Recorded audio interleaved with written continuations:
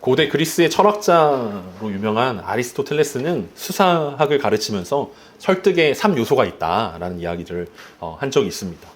에토스, 로고스, 파토스라는 세 가지 요소가 있어야 누군가를 설득할 수 있다라고 이야기하고 있고, 누군가를 설득한다라는 것은 이 세 가지의 요소들이 다 들어있어야 가능한 일들이다라고 말한 적이 있습니다. 우리가 잘 알고 있는 것처럼 로고스는 논리적인 사실로 이성을 설득해야 한다라는 의미이고, 파토스는 감정을 자극해서 설득해야 한다라는 뜻이고, 그 다음에 에토스는 말하는 사람의 인격이 그리고 자격이 더해져야 누군가를 설득할 수 있다라고 말하고 있습니다. 그러니까 이 세 가지 요소들이 다 들어 있어야 누군가를 설득할 수 있다라는 이야기들입니다. 근데 그 고대의 아리스토텔레스가 이야기했던 이 수사학은 오늘날에도 그대로 이어지고 있다라는 사실들을 우리는 광고를 통해서 알 수 있습니다. 이 광고라는 것은 짧은 이 30초라는 시간 안에 시청자들을 물건을 살 수 있도록 설득하는 과정입니다. 그래서 광고를 잘 살펴보면 이 제품이 얼마나 좋은가에 대해서 로고스적으로, 이성적으로 설득을 합니다. 이건 신제품이고 새로운 기능들이 들어갔고 이렇게 좋습니다 라고 이제 논리적으로 설득을 하고 있습니다. 그 다음에 이 제품을 만드는 회사가 얼마나 좋은 회사인지 이제 그 에토스를 강조하면서 설명합니다.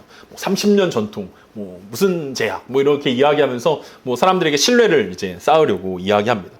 그 다음 마지막으로 파토스를 강조합니다. 그래서 광고에 주로 나오는 것들은 어떤 연인들 혹은 가족들, 동물들 이렇게 해가지고 사람들의 감정을 자극할 수 있는 그것들을 이용해서 사람들을 설득하는 과정들을 겪고 있습니다. 그러니까 이 세 가지가 다 들어있어야 좋은 광고가 되어지는 거고, 사람들을 설득할 수 있고, 사람들이 이걸 사야겠구나, 그래 이 제품을 반드시 사야겠구나 라는 그 설득이 되어진다라고 이야기합니다. 사실 지난주에 더둘로라는 변호사를 우리가 만났는데, 이 더둘로도 이 세 가지 요소들을 사용해서 벨리스 총독을 설득하려고 하였고, 오늘 바울의 변론을 우리가 함께 읽었는데 바울의 변론에도 이 세 가지 요소가 다 들어있는 것을 볼 수 있습니다. 어떻게 보면 설교라는 것도 설득의 한 과정이라고 이야기할 수 있을 것입니다. 하나님의 말씀인 성경을 통해서 여러분들에게 요청하는 거죠. 그리스도인이 되십시오라고 설득을 하는 거고, 그리스도인이 된 분들에게는 그리스도인의 자녀는 이렇게 사는 것입니다 라고 설득하는 것입니다. 여러분이 생각했을 때 여러분은 왜 제 설교에 설득당하지 않는다고 생각하십니까? 무엇이 문제입니까? 로고스의 문제입니까? 아니면 에토스의 문제입니까? 파토스의 문제입니까? 저의 인격의 문제입니까? 논리적이지 않은 게 문제입니까? 아니면 여러분의 감정이 자극되지 않는 게 문제입니까? 감사하게도 설교는 수사학과는 달라서 한 가지가 더 필요하고 그게 제일 중요하다라고 이야기합니다. 그것은 바로 성령 하나님의 역사입니다. 설교자가 조금 부족하더라도 성령 하나님께서 역사하신다면 여러분이 하나님께 설득당하는 날이 오게 될 것이다라는 거죠. 오늘 본문에서 바로 바울이 기대했던 것이 바로 그 부분일 것이다 라고 생각됩니다. 벌써 우리가 사도행전을 함께 살펴본 지 2년 반이라는 시간이 지났습니다. 이제 올해까지 보면 아마 사도행전이 마치게 될 것인데, 앞부분에서 우리가 뭘 봤냐라고 이야기했을 때 여러분들에게 이것들을 기억해내라는 건 굉장히 가혹한 일일 것입니다. 그러니까 전반부에 우리가 어떤 일이 일어났었는지 다 기억하지 못하지만, 우리가 대표적으로 사도행전 앞부분에서는 교회가 어떻게 시작되었는지, 그리고 베드로를 비롯한 사도들이 어떻게 예루살렘을 떠나서 사마리아와 땅끝까지 복음을 증거하게 되었는지에 대한 내용들을 우리가 함께 살펴보았습니다. 그 이후에 바울이 등장하고 바울의 1차, 2차, 3차 전도 여행 과정들을 우리가 함께 지나갔습니다. 그리고 우리는 이제 계속 반복되어지는 것처럼 느껴지는 재판의 과정들을 살펴보고 있습니다. 계속 비슷한 내용이 반복되는 것처럼 느껴질 수밖에 없습니다. 왜냐하면 진짜 그렇기 때문에 그렇습니다. 바울은 지난 예루살렘 성전 앞에서 붙잡혀서 했던 이야기를 사내들인 공회에서도 했고, 사내들인에서 했던 이야기들을 오늘 벨릭스 총독 앞에서도 하고 있습니다. 그리고 다음에 이제 이어지는 베스도 총독 앞에서도 할 거고, 아그리빠 왕 앞에서도 똑같은 이야기들을 계속 할 것입니다. 누가는 왜 계속해서 같은 이야기를 반복해서 기록하고 있겠습니까? 그것은 바울이 재판 과정에서 보여주었기 때문이고, 그만큼 중요한 이야기가 들려져 있기 때문일 것입니다. 바울은 단순히 자신을 방어하기 위해서, 반론하기 위해서 재판에 참여하고 있는 것이 아니기 때문에 그렇습니다. 재판 자리에 참여해 있는 사람들이 여전히 복음이 들어야 되고 그들이 설득되어야 하기 때문에 끝까지 포기하지 않고 바울은 계속해서 반복적으로 하나님의 말씀을 전달하고 있음을 우리는 생각해 볼 수 있습니다. 어쩌면 그 설득의 3요소만큼 중요한 것이 바로 끝까지 포기하지 않는 그 마음 아닐까라는 생각들을 갖게 됩니다. 바울이 왜 이렇게 열심히 했냐면 로마서 10장 1절에서 바울은 자신의 유대인들을 향한 열심을 이렇게 표현합니다. 형제들아 내 마음에 원하는 바와 하나님께 구하는 바는 이스라엘을 위함이니 곧 그들로 구원을 받게 함이라. 바울은 계속해서 유대 지역의 유대인들을 향해서 복음을 외치고 있습니다. 그리고 함께 구원받은 하나님의 자녀로 살아가기를 기대하고 소망하고 있습니다. 그래서 바울은 끈질기게 이 설득의 과정들을 계속해서 반복적으로 하고 있습니다. 같은 내용들이 반복되어지는 것처럼 느껴진다면 그것은 끈질기게 돌아오지 않는 사람들을 향한 바울의 열심이라고 생각해 볼 수 있었으면 좋겠습니다. 오늘 바울의 변론에 해당하는 내용들을 우리가 함께 살펴봅니다. 21절까지 함께 봐야 되지만 시간 관계상 우리 두 번에 나눠서 오늘은 16절까지만 함께 보도록 하겠습니다. 오늘 본문 10절입니다. 총독이 바울에게 머리로 표시하여 말하라 하니 그가 대답하되 당신이 여러 해 전부터 이 민족의 재판장 된 것을 내가 알고 내 사건에 대하여 기꺼이 변명하나이다. 이 벨릭스 총독은 이 재판에 크게 관심을 갖고 있는 것 같지는 않습니다. 더불어서 이 총독은 굉장히 거만한 사람이었던 것 같습니다. 바울을 향해 말로도 하지 않고 그냥 머리로 표시하면서 네 차례니까 말해봐 라고 이야기하고 있습니다. 이 더둘로라는 변호사의 고발을 다 들은 후에 바울에게 머리로 반론을 명령한 것입니다. 재판장을 향한 아첨의 말은 원래 재판의 서론 부분에서 공식처럼 하는 것입니다. 지난주 더둘로는 벨릭스 총독 때문에 이스라엘이 태평성대를 이루고 있다라고 크게 길게 아첨했지만 바울은 간단하게 팩트로 이렇게 이야기합니다. 여러 해 동안 이 민족의 재판장으로서 경력이 풍부함을 칭찬하면서 기꺼이 자신의 반론을 말하겠다라고 말하고 있습니다. 이 바울은 아첨하기보다는 있는 사실을 그대로 말함으로써 벨릭스에게 공정함을 요구하고 있는 것입니다. 벨릭스는 지난주에 얘기했던 것처럼 사마리아 총독 출신으로 경력직 총독이었습니다. 그러니까 사마리아에서 8년 정도 근무를 했고 바로 이어서 유대 지역에서 5년째 총독으로 행정과 재판의 사무를 관장하는 총독이었습니다. 그의 세 번째 아내는 유대인이었기 때문에 그의 오래된 경력과 그리고 유대인에 대한 이해가 굉장히 깊은 사람이었을 것이다라고 우리가 추측해 볼 수 있습니다. 왜냐하면 천부장인 루시아인 사람은 유대 출신이 아니었기 때문에 어떤 유대인의 율법과 어떤 이 사내들인 공회에서 이루어지는 재판에 대한 이해가 부족했는데 벨릭스는 그거에 대한 이해가 굉장히 높았다라는 것들을 우리가 생각해 볼 수 있다라는 거죠. 바울은 그런 총독 벨릭스가 재판장으로 공정한 판결을 내릴 것을 확신한다라고 말하면서 확신에 찬 모습으로 변론을 진행합니다. 그러니까 이렇게 오랜 경력이 있고 이렇게 유대교에 대한 이해가 깊다면 당신은 필시 공정한 재판을 할 그런 총독이십니다. 라는 이야기면서 압력이기도 합니다. 그러면서 바울은 이렇게 자신의 반론을 이야기합니다. 11절부터 13절입니다. 당신이 아실 수 있는 바와 같이 내가 예루살렘에 예배하러 올라간 지 12이틀밖에 안 되었고 그들은 내가 성전에서 누구와 변론하는 것이나 회당 또는 시중에서 무리를 소동하게 하는 것을 보지 못하였으니 이제 나를 고발하는 모든 일에 대하여 그들이 능히 당신 앞에 내세울 것이 없나이다. 바울은 더둘로의 고발에 짧지만 논리적으로 대응하고 있습니다. 벨릭스 총독이 확인하면 알 수 있는 것처럼 자신이 예루살렘에 온 이유는 예배하러 온 것이고 심지어 예루살렘에 도착한 지 12일밖에 되지 않았음을 주장하고 있습니다. 단순히 순례객에 불과한 자신이 소동을 일으켰다는 것은 물리적으로 시간이 맞지 않는다라고 그 고발에 반론을 제기하고 있는 것입니다. 심지어 더둘로라는 이 변호사의 고발에는 허점이 있는데 그들은 바울이 성전이나 회당 또는 시장에서 무리를 소동하는 것을 본 적이 없다라는 것입니다. 한마디로 죄가 없는 바울을 향한 무고이고 음모라는 사실들을 바울이 밝혀내고 있습니다. 순수하게 종교적인 이유로 예루살렘을 방문한 바울을 반란군의 수괴로 전염병처럼 위험한 사람으로 몰아가고 있다는 것은 심각한 범죄라고 바울이 이야기하는 것입니다. 더군다나 바울은 뭐라고 이야기합니까? 바울을 고발한 증인도 없고 증거도 없다라는 사실들을 이야기하면서 그들의 주장에 설득당하는 것은 옳지 않은 일이라는 것을 벨릭스 총독에게 이야기하고 있는 것입니다. 그러니까 바울은 로고스라는 논리로 그 더둘로의 논리를 깨트리고 있습니다.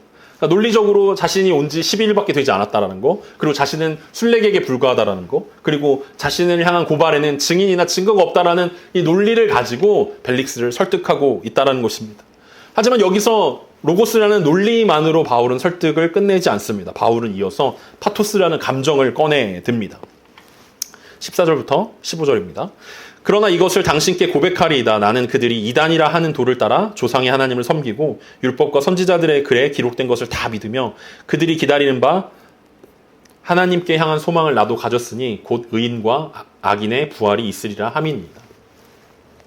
바울은 굳이 논리적으로만 이야기해도 됨에도 불구하고 벨리스 총독에게 자신의 믿음을 고백하고 있습니다. 그러니까 쉽게 말하면 바울의 사도신경이라고 이야기할 수 있습니다. 바울 신경입니다. 그러니까 계속해서 반복되어지는 바울의 고백을 통해서 우리가 알 수 있는 것은 바울의 믿는 믿음, 바울이 확신한다라는 그 믿음의 근원이 무엇이냐, 무엇이 바울이 믿는다라고, 무엇을 믿는다라고 이야기하냐라는 그 바울의 믿음의 내용을 알 수 있습니다. 지난주 더들로는 바울을 향해 나사렛 이단의 우두머리라고 고발했는데 바울은 나사렛 이단의 실체를 설명하고 있습니다. 자신은 유대인들이 이단이라 하는 도를 따라 조상의 하나님을 예배하고 섬긴다라고 말하고 있습니다. 나사렛 이단이라고 이야기하는 사람들은 어떤 사람들이냐면 예수님을 따르는 사람들, 그리고 하나님을 예배하고 섬긴다라는 것은 예수님처럼 살아가고 예수님처럼 죽을 것이고 예수님처럼 부활과 영광에 이르는 사람들이라고 이야기하는 것입니다. 그리고 예수님만이 자신들이 구원에 이르는 유일한 길이고 예수님만이 자신들의 구주시며 주님이신 그 예수님이 이스라엘의 약속된 메시아라는 사실들을 지금 바울이 짧게 고백하고 설명하고 있습니다. 율법과 선지자의 글에 기록된 것을 다 믿는다라는 것은 모든 유대인들처럼 하나님을 향한 선지자들의 글, 그리고 모세의 율법, 토라, 두 가지 성경을 다 믿는다라고 구약 성경의 두 부분을 모든 것을 믿고 그들의 신앙의 기준으로 삼고 있다라는 설명입니다. 그래서 바울이 설명하고 싶은 것은 무엇이냐면 예수님을 따르는 사람들이 걸어가는 길은 조상의 하나님인 아브라함의 하나님, 이삭의 하나님, 야곱의 하나님을 온전히 섬기고 예배하는 바른 믿음이라는 사실들을 지금 주장하고 있는 것입니다.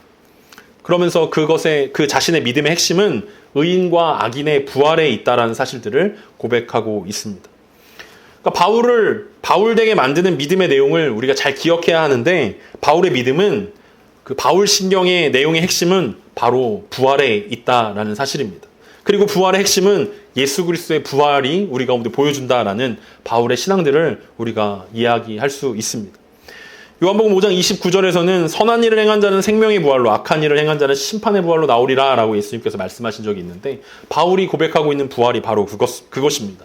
선한 일을 행한 자는 생명의 부활을 받게 될 것이고 악한 일을 행한 자는 심판의 부활을 받게 될 것인데 이 부활과 소망이라는 이 단어들을 사용해서 바울은 사람들의 마음을 움직이고 있습니다. 그동안 주를 위해 죽었던 수많은 사람들을 기억하게 하는 단어이고 부활 이후에 있을 심판을 기대하게 하는 경고의 단어이기도 합니다.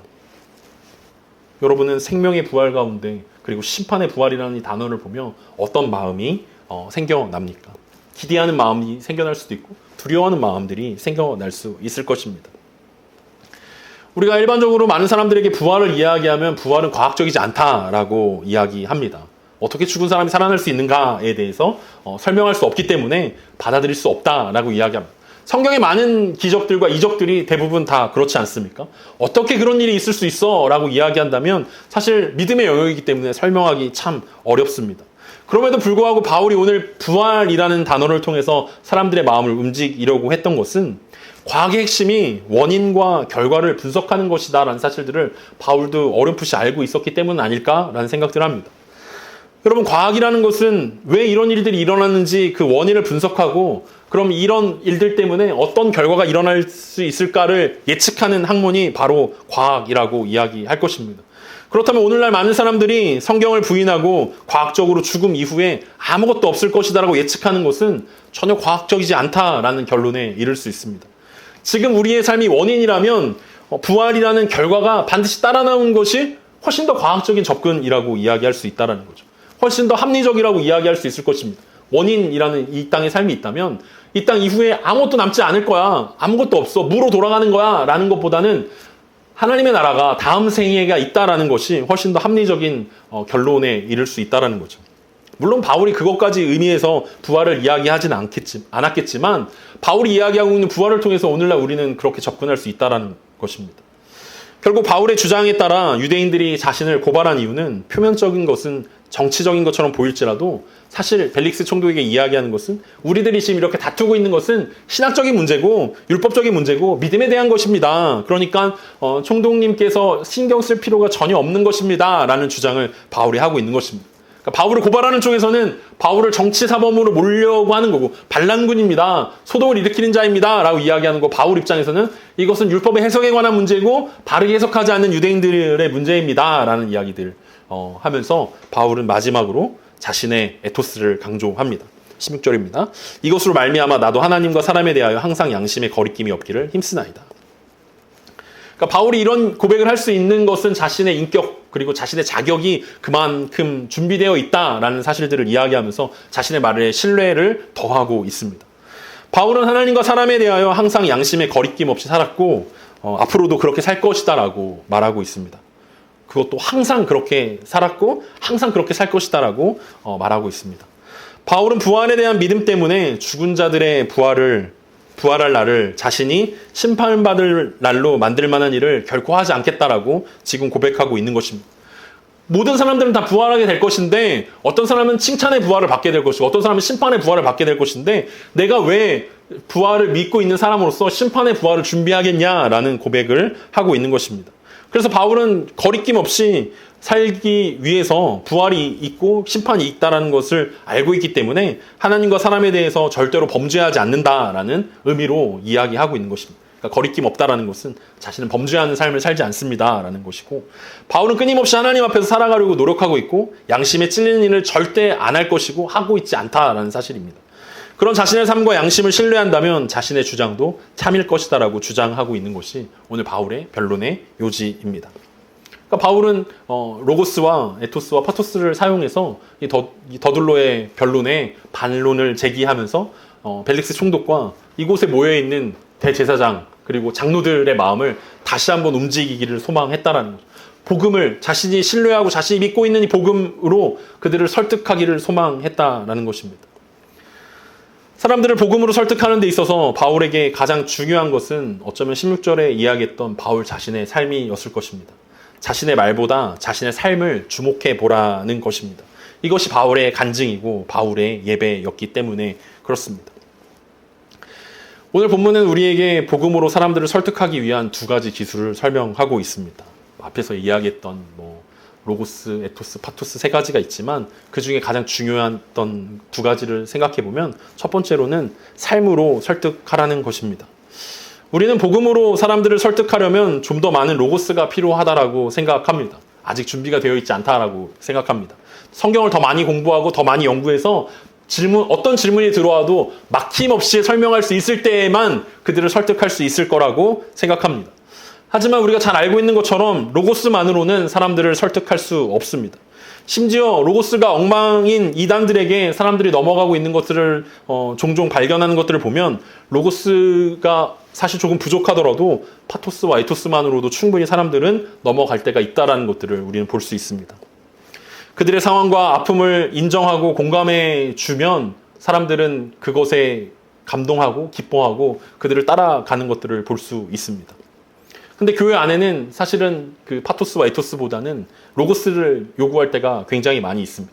누군가가 문제를 이야기하고 상처를 이야기하고 아픔을 이야기하면 기도하면 다 된다라고 이야기합니다. 기도는 해봤냐고 반문합니다. 기도하면 다 해결된다라고 이야기합니다. 그리고 하나님의 뜻이 다 있기 때문에 하나님의 계획 안에 있기 때문에 걱정 없다라고 우리는 말로만 그렇게 이야기합니다. 그렇게 하면 절대로 설득할 수 없게 됩니다. 무엇보다도 교회가 주장하고 말하는 것이 공허하기 때문에 삶에 집중할 수가 없게 됩니다. 우리가 말하는 대로 살아내는 것, 우리가 찬양하는 대로 예배하는 것, 그것이 그대로 살아내는 것, 그것이 더 중요한 시대를 우리는 살아가고 있습니다. 이 땅에서 어떻게 하면 더 잘 살까를 고민하고 집착하며 열심히 모으면서 말로는 하나님 나라를 떠들고 있다면 사람들은 우리를 거짓말쟁이라고 하고 사기꾼이라고 부를 것입니다. 그리고 우리는 종종 뉴스에서 종교 사기꾼들의 활약들을 보게 됩니다. 자신들은 신실하다라고 이야기하고 믿음의 길을 걸어가고 있다라고 이야기하지만 부정부패 가운데 쌓여있는 그런 종교 사기꾼들을 말합니다. 그러니까 우리들이 그들의 뉴스를 보면서 분노하고 화가 나는 것처럼 믿지 않는 사람들이 우리가 복음이 진리입니다. 복음으로 살아내야 합니다. 라고 이야기하면서 이중적인 생활을 한다면 그것에 대한 불만이 생겨날 수밖에 없다라는 거죠. 바울은 로마서 12장 1절에서 우리 가운데 이렇게 권면합니다. 우리가 잘 알고 있는 것처럼 그러므로 형제들아 내가 하나님의 모든 자비하심으로 너희를 권하노니 너희 몸을 하나님이 기뻐하시는 거룩한 산 제물로 드리라. 이는 너희가 드릴 영적 예배니라. 사람들을 복음으로 설득하는 데 있어서 바울이 가장 중요하게 생각했던 것은 바울 자신의 변화된 삶이었습니다. 자신의 말보다 자신의 삶을 주목해 달라라는 것입니다. 이것이 바울의 간증이고 바울의 예배였다면 바울이 우리 가운데 요구하는 것도 마찬가지일 것입니다. 단순히 우리가 주일날 교회에서 예배 드린 것만으로 사람들을 설득할 수 없을 것입니다. 우리가 11조를 내고 술, 담배를 안 하고 주일 성수를 잘하는 것 이것만으로 사람들에게 복음이 이런 것입니다 라고 설득하려면 그들에게는 전혀 먹히지 않는 이야기가 될 것입니다. 우리가 그들을 설득하려면 우리 가운데 필요한 것이 있는데 그것이 바로 우리의 변화된 삶이라는 것입니다. 말로만 하나님의 나라를 이야기하는 것이 아니라 삶 속에서 누리는 하나님의 나라를 직접 보여줘야 바울이 부활 앞에서 자신은 절대로 양심의 거리낌 없이 죄를 짓지 않고 살아간다는 그의 청결한 인생, 그의 삶의 결과들과 열매들로 사람들을 설득하려고 했던 것들을 기억한다면 우리도 직장에서, 가정에서 하나님의 나라를 살아내는 우리 모두가 되어야 할 것입니다. 그것이 하나님 진정으로 우리 가운데 요구하시는 예배라는 것입니다. 단순히 주일날 모여서 그냥 하나님을 찬양하고 말씀을 듣고 이것으로 하나님의 자녀된 본분이 끝난 것이 아니라 이 주일 예배는 삶의 예배로 계속해서 이어져야 한다는 거죠. 하나님의 나라가 이런 것이구나 누리면서 보여주면서 증명해낼 수 있는 거. 그래야만 사람들을 설득할 수 있게 될 것이다라고 오늘 바울은 우리 가운데 이야기합니다. 두 번째로 오늘 본문을 통해서 바울은 사람들을 설득하기 위해선 사랑이 필요하다라고 이야기합니다. 바울은 왜 계속해서 끝까지 포기하지 않고 설득하려고 노력하고 있습니까?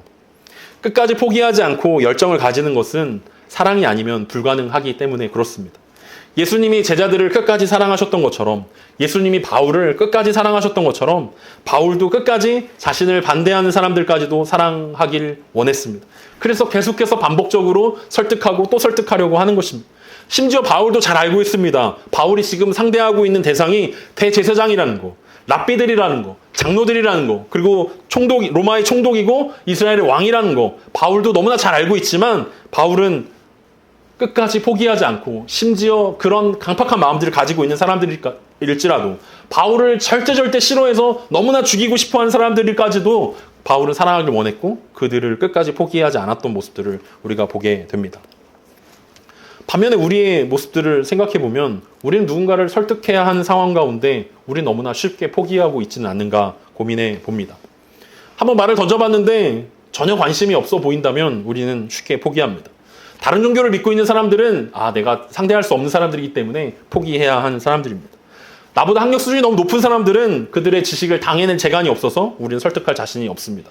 나보다 돈이 많은 사람들은 나보다 필요한 게 없어 보이기 때문에 또 자신이 사라지는 것이 우리의 모습입니다. 너무 가까운 사람들은 너무 가깝기 때문에 설득할 수가 없고 너무 먼 사람들은 너무 먼데 복음으로 설득한다는 것이 부담으로 느낄 것 같아서 지레 짐작해서 우리는 설득하기를 포기합니다. 이래저래 우리는 설득하기를 포기해 버립니다. 결국 우리는 나만 잘 믿자라는 결론에 이르게 됩니다. 하지만 오늘 바울이 우리 가운데 보여주는 것은 내가 잘 믿는다라는 것은 바울처럼 다른 영혼을 향한 하나님의 사랑을 인정하고 끝까지 포기하지 않는다라는 것입니다. 끝까지 포기하지 않고 계속해서 그들을 설득하고 또 설득하고 또 설득하는 것입니다. 심지어 그것이 대제사장일지라도 심지어 그것이 랍비들이라 할지라도 심지어 그들이 로마의 총독이고 이스라엘의 왕이라고 할지라도 바울은 전혀 주눅들지 않고 끝까지 그들을 사랑하시는 예수 그리스도의 사랑으로 그들을 설득하기 원했다라는 것을 우리는 볼 수 있습니다. 시편 126편 5절에서 눈물을 흘리며 씨를 뿌리는 자는 기쁨으로 거두리로다 라는 이 말씀을 바울은 의지했던 것 같습니다. 끝까지 포기하지 않으면 때가 이를 때 거두게 하실 분이 주님이시라는 사실들을 기억하면서 바울이 자신을 끝까지 사랑하셨던 예수 그리스도의 사랑을 경험했던 것처럼 바울 그 자신도 누군가를 끝까지 사랑해 보기로 결단하면서 그들을 설득하기로 결심했던 것들을 보게 됩니다. 우리들 가운데 하나님은 그리스도의 대사로서 이 땅 가운데 우리를 보내셨습니다. 예수 그리스도의 믿음의 대사의 직분들을 감당하라는 것입니다. 그것은 우리를 통해서 우리가 가진 복음으로 세상을 설득하라는 사명이 우리 가운데 주어져 있다라는 것을 의미하기도 합니다. 우리 가운데 부족한 것은 무엇입니까? 논리적인 말이 부족합니까? 아니면 그들에게 공감해주지 못하는 감정이 부족합니까? 아니면 우리의 삶이 부족합니까? 바울이 얘기했던 것처럼 가장 부족한 것은 어쩌면 우리가 믿는 대로 살아내지 못하는 우리의 삶일 것입니다. 우리 예배가 삶의 예배로 이어지지 못하는 단절에 있을 것입니다. 그리고 그들을 바라보며 안타까워하지 못하고 하나님의 마음으로 긍휼히 여기지 못하는 사랑이 없음에 아마 그 이유가 될 것입니다. 오늘 말씀을 통해서 다시 한번 우리가 세상을 설득하기로 결단했으면 좋겠습니다. 하나님, 우리가 부족하지만 우리가 그리스도를 대신하여 사신이 되어서 이 땅 가운데 나아가기 원합니다. 그리고 우리의 삶으로, 우리의 인격으로 인정받는 사람 될 수 있었으면 좋겠습니다. 그리고 무엇보다도 끝까지 포기하지 않는 우리 자신들 되어줄 수 있기를 기대하면서 함께 믿음으로 세상을 설득하러 나아가는 저와 여러분 됐으면 좋겠습니다.